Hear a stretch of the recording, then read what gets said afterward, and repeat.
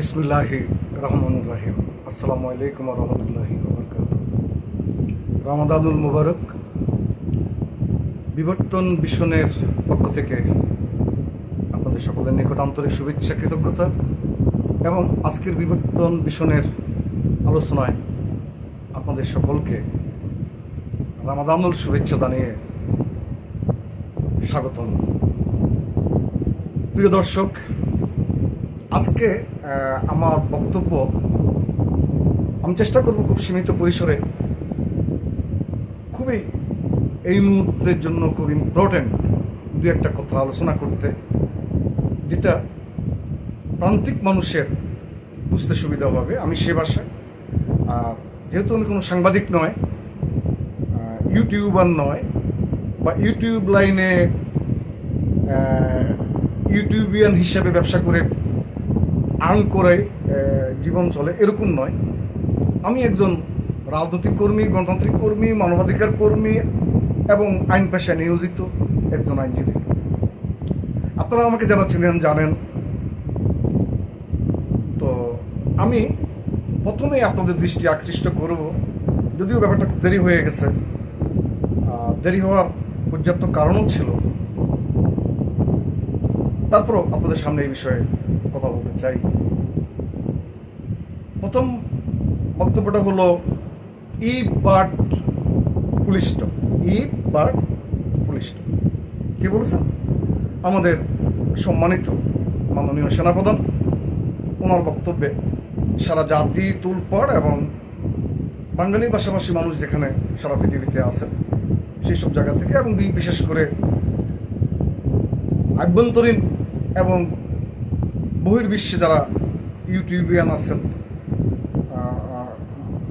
Social মিডিয়াতে যারা কাজ করেন অল্প বিস্তর, এবং আমাদের আভ্যন্তরীণ পত্রপত্রিকা, TV channel, social media channel সর্বত্রই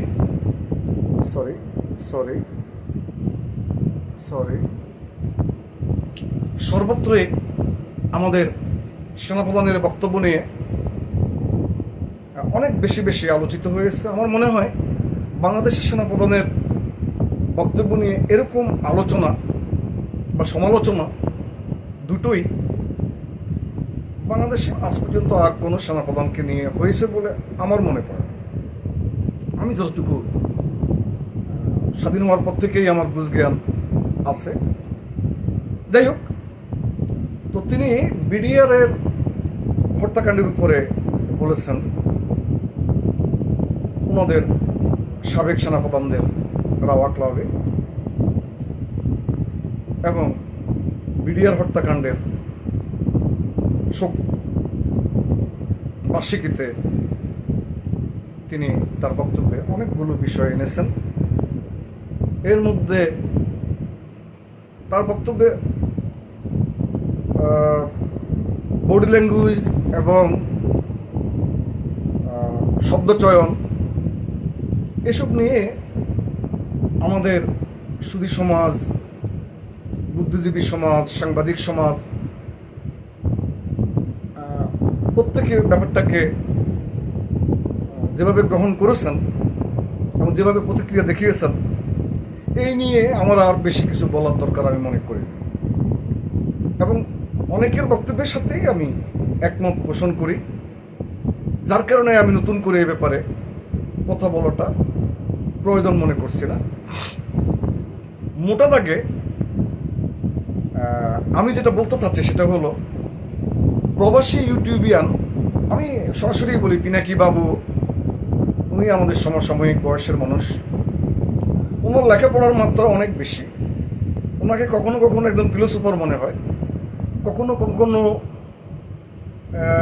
একজন জাতির দিক নির্দেশক হিসেবে উনি আবির্ভূত হন।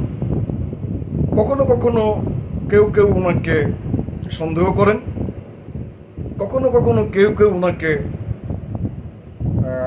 একজন বড় আলেমের ভূমিকায় দেখেন, আবার কেউ চুপিসারে গোপনে ওনাকে শয়তানের সঙ্গেও তুলনা করেন। আল্লাহ মাফ করুক, আমি ওনাকে এই ভাষায় কথা বলতে চাই না। জনগণের মধ্য থেকে যে সমস্ত প্রতিক্রিয়াগুলো আমাদের কাছে আসে সেটাই বললাম।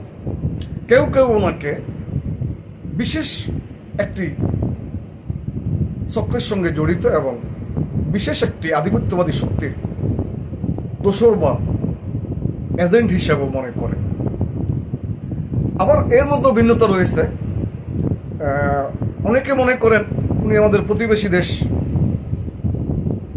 হিন্দুত্ববাদী আগ্রাসী শক্তির বিরুদ্ধেই বেশি বলেন এবং আমাদের প্রতিবেশী দেশের বিরুদ্ধে সবচেয়ে বেশি উনি ভূমিকা রেখেছেন, বলেছেন। এই জন্য ওনার গণসমর্থনও সেইভাবে বেড়েছে, যেহেতু আমাদের প্রতিবেশী দেশটি আমাদেরকে আন্ডারমাইন করেছেন, আমাদের ডেমোক্রেসিকে হত্যা করেছেন, আমাদের গণমানুষের আশাকাঙ্ক্ষাকে, গণতান্ত্রিক মূল্যবোধকে ধ্বংস করেছেন, আমাদের উপরে বিভিন্নভাবে একটা জালিম সরকারকে টিকিয়ে রাখার মধ্য দিয়ে সমগ্র জনগণকে অত্যাচারিত করেছেন। গুম খুন থেকে শুরু করে এমন কোনো বেবিচার নাই যা হয়নি, এবং সর্বোপরি আমাদের দেশকে একটা উপনিবেশ হিসেবে ব্যবহার করতে চেয়েছেন, যেটা এদেশের জনগণ পছন্দ করেননি। কিন্তু আমি একটা কথায় জোর গলায় বলতে চাই, শহীদ প্রেসিডেন্ট জিয়াউর রহমান বীরুত্তম একদিকে ইসলামী মূল্যবোধে বিশ্বাসী মানুষ ছিলেন, তিনি একজন প্র্যাকটিশনার মুসলিম ছিলেন, তিনি পাঁচ ওয়াক্ত নামাজি মানুষ ছিলেন, তিনি সকালে কোরআন তেলাওয়াত না করে দিনের কাজ শুরু করতেন না।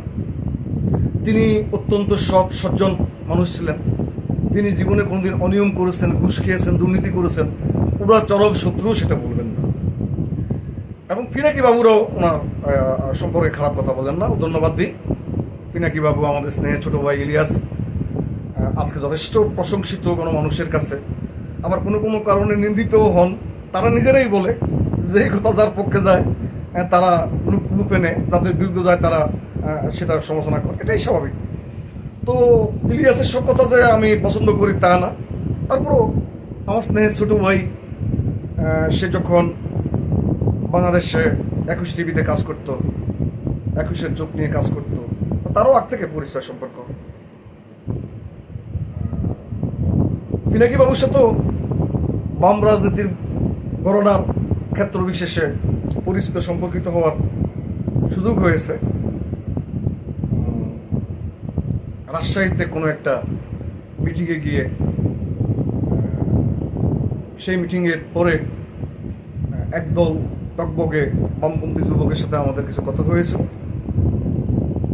সেই মিটিংয়েই সম্ভবত মিটিংয়ের পরবর্তী সময়ে পিনাকি বাবুর সাথে, তখন পিনাকি বাবু একেবারেই ইয়াং স্টুডেন্ট, মেডিকেল স্টুডেন্ট, আমরাও তখন স্টুডেন্ট শেষের দিকে।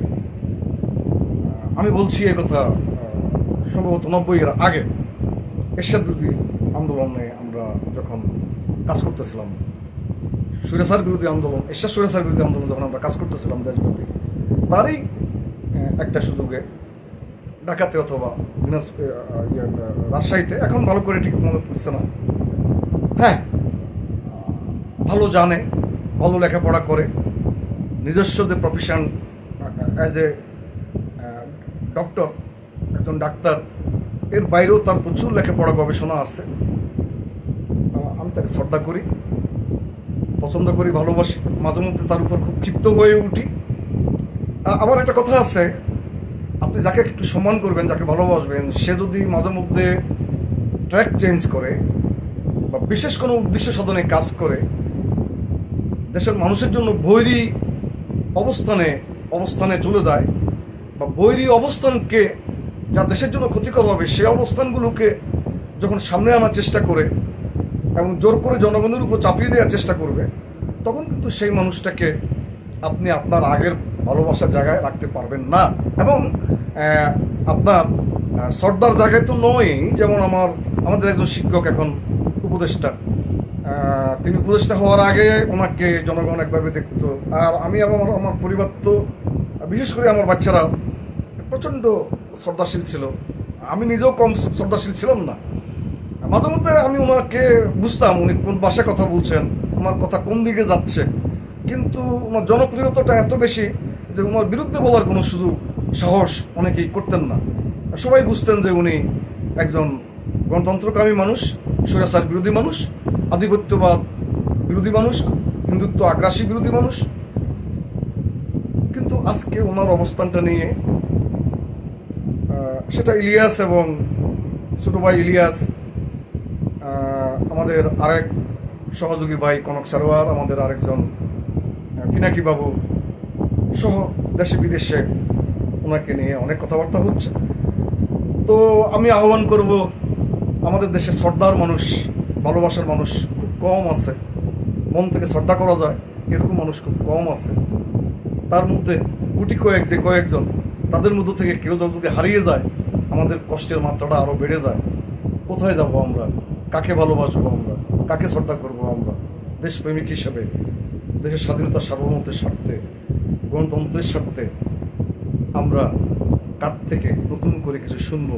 আমরা হতাশ হয়ে পড়ি। যাক, আমরা আশা করি যারা 7-8 মাস আগে যে অবস্থানে ছিলেন, যে জনপ্রিয়তা বা শ্রদ্ধার কুড়িয়েছেন, আবার নিজকে সে জায়গায় ফেরত আনবেন। আল্লাহ পাক রাব্বুল আলামিন তওবার দরজা খোলা রেখেছেন। আপনি যত পাপই করেন না কেন, আল্লাহ পাক রাব্বুল আলামিনের নিকট তওবা করলে তিনি মাফ করে দেওয়ার পরে তার পরবর্তী মুহূর্তে যদি আপনি আপনার তওবার উপরে যদি আপনি নিজকে প্রতিষ্ঠিত রাখেন, আপনাকে কেউ খারাপ বললেও আপনি খারাপ নয়, আপনি ভালো মানুষই। আপনি আবারও আমাদের শ্রদ্ধার পাত্র হিসাবে, শ্রদ্ধাভাজন হিসাবে থাকবেন, ভালোবাসার মানুষ হিসাবে থাকবেন। আমরা আল্লাহ পাকের কাছে এই পবিত্র রামাদানুল সময়ে, পবিত্র রমজানের সময়ে খাস করে দোয়া করব যে আল্লাহ আপনাদেরকে দেশপ্রেমিক হওয়ার তৌফিক দিন, আগ্রাসী শক্তির, বিদেশি শক্তির, বিদেশি প্রভুদের এজেন্ট হওয়ার হাত থেকে আল্লাহ আপনাদেরকে উদ্ধার করুন, রক্ষা করুন। এবার আসে আমি মূল জায়গায় যেটা বলছিলাম, যে আমাদের সেনাপ্রধান যে বক্তব্য দিয়ে সারা দেশকে তর্ক বিতর্কে, আলোচনা সমালোচনায় জর্জরিত করলেন, সেখানে আমি বলবো ওনার বডি ল্যাঙ্গুয়েজটা, ওনার কণ্ঠনালী থেকে মিশ্রিত কথা বলার চাইতো একটু বেশি অড লুকিং ছিল, এটা সত্য কথা। এখন একজন মানুষ তিনি কিভাবে কথা বলবেন, কোন স্ট্যান্ডার্ডে কথা বলবেন, তার বডি ল্যাঙ্গুয়েজ কী হবে, এটা তো একদিনের বিষয় নয়। উনি হঠাৎ করে এই বডি ল্যাঙ্গুয়েজে কথা বলছেন তা আমি মনে করি না। আমি মনে করতেছি যে উনি ছোটোবেলা থেকে অথবা আরও অনেক আগের থেকে এইভাবেই উনি হ্যাবিচুয়েট বা অভ্যস্ত। সেই দৃষ্টিকোণ থেকে ওনার বডি ল্যাঙ্গুয়েজকে নিয়ে আমি কোনো সমালোচনা করতে চাই না, কারণ আমার বডি ল্যাঙ্গুয়েজও অনেক সমস্যা থাকতে পারে। আমি অনেক ভালো মার্জিত কথা বলার পরেও সেটা অনেকের কাছে অশোভন, অমার্জিত হয়ে দেখা দিতে পারে। আমি এই জন্য ক্ষমা চেয়ে নেব। তো যে কয়টা মোটা দাগে কথা বলা দরকার সেটা হলো, পিনাকি বাবু বলেছেন সেনাপ্রধানকে নিয়ে, সেনাপ্রধানের বক্তব্য নিয়ে বিএনপি হাইকমান্ড, জনাব তারেক রহমান, জনাব মহাসচিব থেকে শুরু করে বিএনপি হাইকমান্ডের বা বিএনপির মধ্যম সারি থেকে উচ্চ পর্যায়ে বা নিম্ন পর্যায়ে, এবং দাবি করেছেন কোনো কর্মী পর্যন্ত ওয়াকারের এই বক্তব্যের প্রতিবাদ করেনি, সমালোচনা করেনি। এতে তিনি আহত হয়েছেন, এবং এই আহত হওয়ার কারণটা তিনি বিএনপির ঘাড়ে জনগণকে খেপিয়ে তোলার চেষ্টা করেছেন, এবং বিএনপিকে একটা জনগণ থেকে বিচ্ছিন্ন করার টার্গেট নিয়ে এই কাজটা তিনি করেছেন। এটা অনেকেই আলোচনা সমালোচনা জনগণের মধ্যে আসছে যে পিনাকি বাবু এটা উদ্দেশ্যমূলকভাবে বলছেন। বিএনপি আনুষ্ঠানিকভাবে, অনানুষ্ঠানিকভাবে, ব্যক্তিগত পর্যায়ে কেন সমালোচনা করবেন বা প্রতিবাদ করবেন? আচ্ছা, পিনাকি বাবু তার দুদিন পরে উনি জনাব ওয়াকারুজ্জামান তিনি একটা সেকেন্ড স্টেটমেন্টে তিনি বলেছেন তিনি ঘরোয়া পরিবেশে এই বক্তব্য রাখছিলেন এবং সেটা জাতির উদ্দেশ্যে নয়। তো ঘরোয়া পরিবেশে বসে তিনি কিন্তু বক্তব্যটা যেটা রাখছেন এটা জাতীয় পর্যায়ের বক্তব্য, পুরো জাতিকে অ্যাড্রেস করে, সমস্ত দলগুলোকে অ্যাড্রেস করেই ডাইরেক্টলি ইনডাইরেক্টলি বলেছেন, তিনি সতর্ক করেছেন ইত্যাদি ইত্যাদি। হ্যাঁ, ওনার বক্তব্যের সমালোচনার অনেকগুলো জায়গা রয়েছে, অনেকগুলো নয়, ম্যাক্সিমাম। যেমন উনি বলছেন যে আমি সতর্ক করছি, আপনারা বিশ্বাস করেন, আমার কথা শুনলে আপনাদের উপকার হবে, আপনাদের ভালো হবে। তো নিশ্চয়ই তিনি এমন কিছু জানেন। কি জন্য বলেছেন? দুইটা কথা বলেছেন, দেশে হানাহানি হচ্ছে এবং হানাহানির সুযোগে অপরাধীরা অপরাধ করবে। তারপর তিনি বলেছেন যে আমার কথা না শুনলে স্বাধীনতা সার্বভৌমত্ব বিপন্ন হবে। এটা একটু আমার নিজের কাছেও, আমার বিবেকেও লেগেছে। একটা রাষ্ট্রের মধ্যে, গণতান্ত্রিক রাষ্ট্রে বিভিন্ন দল মত থাকবে, ব্যক্তি পর্যায়ে, দলীয় পর্যায়ে, সমাজ পর্যায়ে, মানবাধিকার পর্যায়ে, বিভিন্ন রকমের, বিভিন্ন সাইজের, বিভিন্ন মতের, বিভিন্ন জ্ঞানের, বিভিন্ন ধ্যানের মানুষ থাকবে। এবং এটা গণতান্ত্রিক সমাজে যে কোনো মানুষ বসবাস করবে, কেউ তার ধর্মীয় দিক থেকে কোনো কিছু ব্যাখ্যা করবে, কেউ লেফটিস্ট হিসেবে ব্যাখ্যা করবে, কেউ রাইটিস্ট হিসেবে ব্যবহার করবে, কেউ দক্ষিণপন্থী হিসেবে ব্যবহার করবে, কেউ বিশেষ কোনো ধর্মপন্থী হিসেবে কথা বলবে, কেউ একটা মিডল অবস্থান থেকে ডান বাম, মানে যেমন বিএনপি একটা মধ্যপন্থী রাজনৈতিক দল, ওনারা ঘোষণা করেই এই কথা বলেন। ওনারা উচ্ছৃঙ্খলতা পছন্দ করেন না, ওনারা জঙ্গিবাদ পছন্দ করেন না। জঙ্গিবাদ সেটা হিন্দুত্ব জঙ্গি হোক আর মুসলিম জঙ্গি হোক, বা যে কোনো ধর্মের জঙ্গিবাদকে আপনার ধর্মীয় বিশৃঙ্খলাকে, ধর্মের নামে কোনো বিশৃঙ্খলাকে, ধর্মের নামে কোনো উগ্রবাদকে, সব যেই ধর্মই হোক, বিএনপি নেতৃত্ব, বিএনপির নেতাকর্মী সমর্থক এবং বাংলাদেশের জনগণ এটা পছন্দ করেন এবং বিএনপি এই আদর্শকেই ধারণ করে।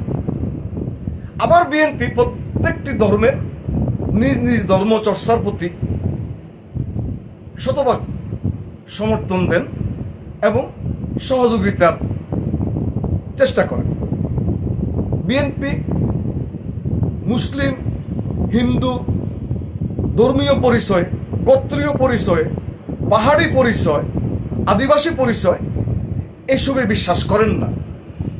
এবং সেজন্যই শহীদ প্রেসিডেন্ট জিয়াউর রহমান বাংলাদেশের জাতীয়তাবাদকে বাংলাদেশি জাতীয়তাবাদ হিসেবে ফিলোসফি দিয়েছেন আমাদেরকে, যেই ফিলোসফির মাধ্যমে জাতীয়তাবাদী এমন একটি ন্যাশনালিস্ট আমব্রেলা, জাতীয়তাবাদী ছাতা, এমন একটি ছাতা যেই ছাতার নিচে দেশের সমগ্র শ্রেণী, পেশা, ধর্ম, বর্ণ, গোত্র, পাহাড়ি, সমতল, আদিবাসী, অনাদিবাসী, বাংলাভাষী, অন্যভাষী, সকলের একটাই পরিচয়, বাংলাদেশী। এটাই হচ্ছে জাতীয়তাবাদের মূল মন্ত্র, শহীদ প্রেসিডেন্ট জিয়াউর রহমান এবং বিএনপির আদর্শিক মূল অবস্থান। এবং এই জায়গাতেই তিনি চেষ্টা করেছেন, যেটা শেখ মুজিবুর রহমান একটা জাতিকে বিভাজিত করার চেষ্টা করেছিলেন বাঙালি জাতীয়তাবাদের তথ্য দিয়ে। যেই শেখ মুজিবুর রহমান এই বিভাজন প্রক্রিয়ার মধ্য দিয়ে আমাদের আদিবাসী, আমি আদিবাসী বলি না, আমাদের দেশের নাগরিক, আমাদের দেশের কোনো নাগরিককে তিনি আদিবাসী বানিয়েছেন, কোনো নাগরিককে পাহাড়ি বানিয়েছেন, সাকমা বানিয়েছেন, মুরং বানিয়েছেন, এবং তাদের জাতীয় নাগরিক পরিচয় নিয়ে তারা একটা বিভ্রান্তিতে ভুগতেন, একটা মানসিক কষ্টে ভুগতেন। তারা বাঙালি না হয়েও বাঙালি, এ তো আমি মানবো না, কেউ মানবে না। আমি যদি চাকমা হই, আমার একটা ভাষা আছে, আমি কেন বাঙালি হব? তো শহীদ প্রেসিডেন্ট জিয়াউর রহমান সমগ্র জাতিকে ঐক্যবদ্ধ করার জন্য শেখ মুজিব কর্তৃক সৃষ্ট, বাকশাল কর্তৃক সৃষ্ট, বাকশাল এবং শেখ মুজিব এবং আওয়ামী লীগ, পরবর্তীতে আওয়ামী লীগ ছিল না, আওয়ামী লীগকে শেখ মুজিব বাতিল করেছেন। বাকশাল কর্তৃক সৃষ্ট যেই সমাজ ব্যবস্থা, শোষণের সমাজ ব্যবস্থা এবং স্বৈরাচারী সমাজ ব্যবস্থা, এই সমাজ ব্যবস্থা ভেঙে যাওয়ার পর এই সমাজ ব্যবস্থার বিরুদ্ধে সশস্ত্র অভ্যুত্থান হওয়ার পর শহীদ প্রেসিডেন্ট জিয়াউর রহমানকে এদেশের ছাত্র জনতা সৈনিকরা জোর করে, বাধ্য করে এই জাতির দায়িত্ব নিতে বাধ্য করেছিলেন। এবং এমন এক সময় তিনি দায়িত্ব নিলেন খুবই ক্রুশিয়াল, ক্রান্তিকাল, এবং তিনি দায়িত্ব নিয়ে ধীরে ধীরে বাকশালী অবস্থা থেকে, অগণতান্ত্রিক অবস্থা থেকে, স্বৈরাচারী অবস্থান থেকে, লুটেরাদের লুটপাটের অবস্থান থেকে, পাচারকারীদের পাচারের অবস্থান থেকে, দুর্নীতি, অত্যাচার এবং তৎকালীন জাসদের 48,000 নেতা কর্মীকে হত্যা করেছিলেন। 74 সালে দুর্ভিক্ষে লক্ষ লক্ষ মানুষ, স্বাধীনতা যুদ্ধে যত লক্ষ লোক মারা যায় নাই, তার থেকে 3 গুণ লোক বেশি মারা গিয়েছে 74-এর দুর্ভিক্ষে। এটা আমরা সাক্ষী। তখন আমরা রাজনৈতিকভাবে সচেতন, তখন আমরা রাজনীতি করি, এগুলো আমাদের দেখা। সেসব অবস্থান থেকে, এবং চাইলের কেজি কত হয়েছিল, মরিচের কেজি ভাবতে পারবেন না, 300 টাকা 400 টাকা পর্যন্ত হয়েছিল মরিচের কেজি। প্রত্যেকটা জিনিসের দাম, দুর্ভিক্ষ, 74 এখনো মনে পড়লে শিহরিত হই।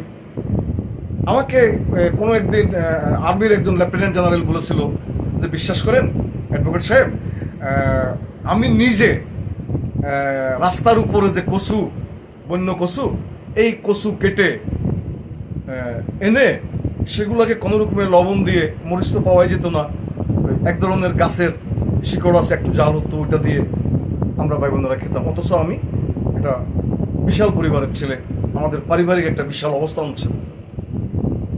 তো আমরা যদি এ পর্যায়ে ছিলাম দুর্ভিক্ষের সময়, গরিবেরা কি অবস্থায় ছিল? তো এটা যারা তখন জন্ম নেন নাই, আপনারা এটা আপনাদের বোঝার সুযোগ নাই।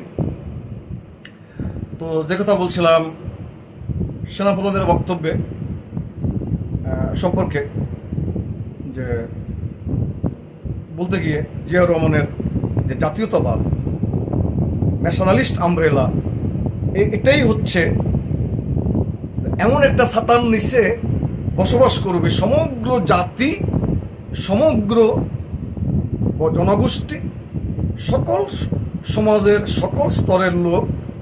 একটাই পরিচয় হবে বাংলাদেশি, বাংলাদেশের নাগরিক, অন্য কোনো পরিচয়ে পরিচিত হবে না। 1, 2, এখন গণতন্ত্রের সৌন্দর্য কি? শহীদ প্রেসিডেন্ট জিয়াউর রহমান এখানে আরেকটা কথা বলা দরকার। ইদানিং আমাদের এই যে নাবালক ছেলে পেলে কিছু, তাদের সম্পর্কে আমি আগেও বলেছি, পরে আরেকটা ভিডিওতে ওইটা নিয়ে বিস্তারিত বলবো। এখানে তাদেরকে আনলে সময় ক্ষেপণ হবে। তারা ইতিমধ্যে দল গঠন করেছে, ওরা সেকেন্ড রিপাবলিক করবে। মানে হাসতে হয়, অবাক হতে হয়। সেকেন্ড রিপাবলিক প্রথম কে করেছিলেন? আচ্ছা, শেখ মুজিব বাকশাল করার আগে যে গণতন্ত্র ছিল, শেখ মুজিব যখন বাকশাল করে, তখন শেখ মুজিব বাকশালকে সেকেন্ড রিপাবলিক হিসাবে ঘোষণা করেছিলেন। অথচ বাকশাল ছিল সম্পূর্ণ এক নায়কত্বের স্বৈরাচারী আধিপত্যবাদী শাসনের একটি স্ট্রাকচার, পলিটিক্যাল স্ট্রাকচার, রাজনৈতিক কাঠামো। স্বৈরাচারের রাজনৈতিক পাকাপোক্ত কাঠামো হচ্ছে বাকশাল। এটাকে শেখ মুজিবেরা বলছেন সেকেন্ড রিপাবলিক। তো পরবর্তী সময়ে শহীদ প্রেসিডেন্ট জিয়াউর রহমান বীরুত্তম তাকে যখন এদেশের ছাত্র জনতা, শ্রমিক, সেনা, সৈনিক, সকল শ্রেণী পেশার মানুষ ক্যান্টনমেন্টের খালেদ মোশাররফদের বন্দিদশা থেকে আর কিছুক্ষণ পরে হলো ওনাকে মেরে ফেলতেন, সেই অবস্থান থেকে এদেশের তখনকার ক্রিয়াশীল রাজনৈতিক শক্তি, ছাত্র জনতা, কৃষক, আবাল বৃদ্ধ, সকল প্রকারের মানুষ এবং সৈনিকদের সম্মিলিত অংশগ্রহণের মধ্য দিয়ে ওনাকে বন্দিদশা থেকে উদ্ধার করে এনে ওনার ঘাড়ে জোরপূর্বক জাতির পরিচালনার দায়িত্ব অর্পণ করা হয়। উনি কিন্তু জোর করে দায়িত্ব নেন নাই, বা নিতে চানও নাই, বা কোনো আবেদনও করেন নাই। তো উনি আসলেন, তিনি এসে ক্রমে ক্রমে রাষ্ট্র কাঠামোকে মেরামত করতে শুরু করলেন এবং একটা বঙ্কুর এখন যে অবস্থা চলছে তার থেকে আরো কোটি গুণ খারাপ অবস্থা ছিল তখন বাংলাদেশের। সদ্য স্বাধীন একটা দেশ, সদ্য স্বাধীন হওয়ার পরে স্বাধীনতার পরপরই লুটপাট করলো এই সেই একই আধিপত্যবাদী এই শক্তি। তারপর শেখ মুজিব বাকশাল তারা লুটপাটে ব্যস্ত হলো।